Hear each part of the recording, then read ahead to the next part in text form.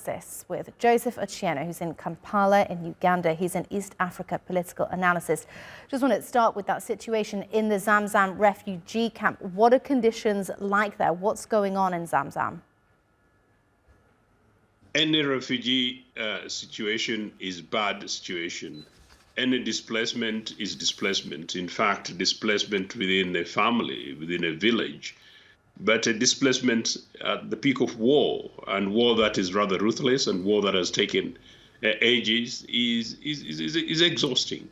This amidst a time in which the world is discussing questions of humanitarian aid and support, even at the peak of global hope and desire and commitment to support humanitarian situations around the world, whether it was the Ethiopian times or to recent times in Southern Africa. It has always been a difficult situation, or indeed, of course, as you can possibly even refer to the situation in the Middle East.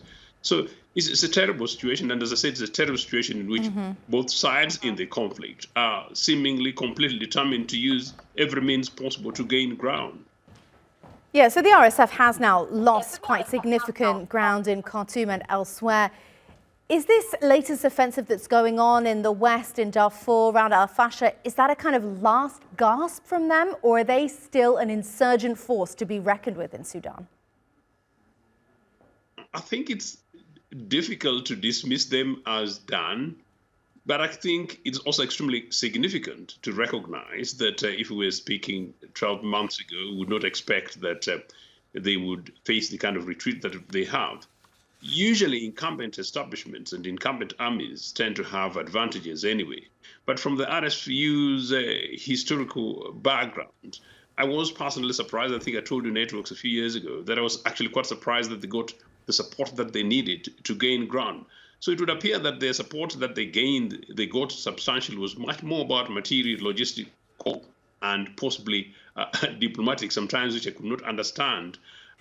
Allegedly, partly because of their stance allegedly against Islamist forces, but on the ground, because of their traditional records, where these guys emerged from, they're rather ruthless. So it will not be surprising that the Sudanese army generally gets, if you like, the benefit of the doubt from both the international community and, in this case, the Sudanese community, if you like, as the authentic authority. But of course, people look at them also, the RSF, in terms of their background, history, particularly in the Darfur region, as guys whom you really wouldn't trust. So even if they try that as last attempt, if you like, to hold back to wherever they were, depending on the grounds for which the Sudanese army has claimed this new authority, it's unlikely for them to say that they will have another opportunity to make a push at Khartoum rather soon as they did last time.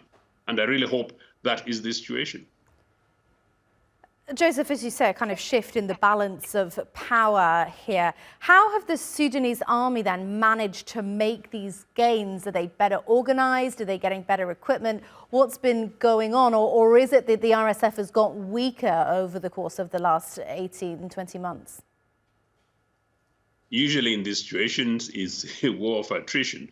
Both sides were at stalemate 2 years ago. 12 months is a long time in the military establishment. In fact, 6 months is a long time. So you would assume that the Sudanese authorities, Sudanese army, using the legitimacy they have as the state authority, would almost certainly have reinforced themselves. They would have recruited much more formally, and they would have trained much more. But of course, in recent times has been the critical support they've got from the neighbors, particularly in Egypt and others, and on the one hand. But also on the other, I think has been the fact that their opponents, in this case, the RSFU guys, possibly guys who do not necessarily have very good name, although they had a huge amount of equipment and diplomatic support, particularly from the neighbors